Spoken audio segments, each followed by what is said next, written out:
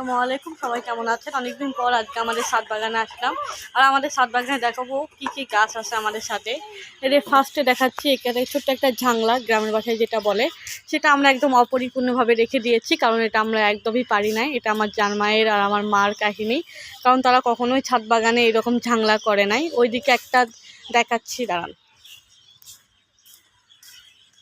একজনের এইদিকে হচ্ছে ওই যে একজনের ছাদে দেখছে, ওই যে ছাদে ওরা দেখে ট্রাই করতে গিয়ে বাকিটা হচ্ছে ইতিহাস হয়ে গেল আমাদের এই ঝাংলা।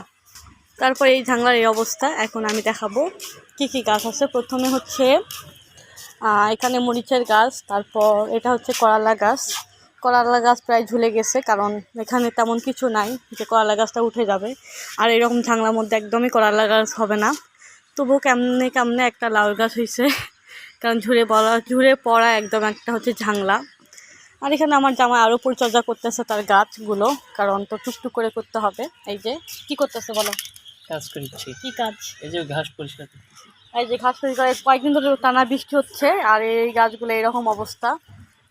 আর মরিচের গাছগুলো আগে ছিল, সবগুলো পুরো তুলে ফেলে আবার নতুন গাছ গাঁথতেছে। এখানে একটা বেগুনের ছোট্ট একটা ফুল হয়েছে, জানি না বেগুন হবে কিনা, তবে আল্লাহ ভরসা।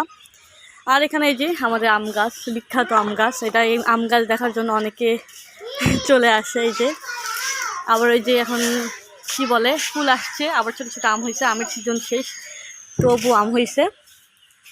তারপর এই যে আমাদের বিখ্যাত সেই পেয়ারার গাছ, বড় বড় একদম ডাড়া ডাড়া পেয়ারা। এই যে এই পেয়ারাটা বড় বড় একদম, আমরা লাল কাপড়ে বেঁধে রাখছি, কেননা ছোটো ছোটো কাঠবিড়ালি যেগুলো, সেগুলো হচ্ছে একদম খেয়ে ফেলে না পাকতেই। আর এই পেয়ারাটা একদম পরিপূর্ণভাবে না হতেই পেয়ারাটার এই অবস্থা, কারণ এটা এখনও অনেক সময় ছিল, তার আগে পোকা খেয়ে ফেলছে। এই যে আমাদের পেয়ারার গাছ বিখ্যাত। আর এই যে কি হয়েছে, আচ্ছা তারপর হচ্ছে আর কি দেখাবো, তেমন কিছু আর নেই, কারণ যা যা